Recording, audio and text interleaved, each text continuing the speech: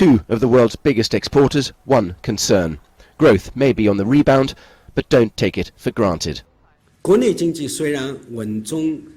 the domestic economy is stable and improving, it still faces contradictions and problems. The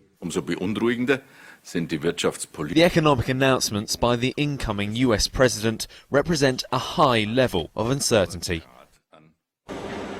In terms of GDP forecasts, the similarity ends. China expects 6.7% for 2016, in the middle of the government's target range.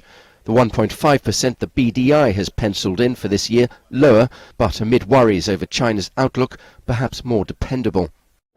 And German exports, it says, could increase by 2 to 3% in 2017. Germany looks as though economically it's in a fairly good place. If there's a blot on the landscape, apart from the China question, it may well be the elections which we expect later in the year. The China question for Germany is in fact two questions, according to the BDI.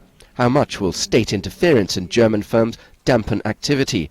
And just how damaging could a new US president be to trade? Certainly in terms of the US market, they've been pricing in good things for the US economy, but the likes of China, for example, and whether there's going to be any sort of trade wars there, let alone what might happen elsewhere in Mexico, remains to be seen. China's other worries are internal. Government spending and state lending has fueled a property boom. But this latest announcement says high levels of corporate debt must be reined in.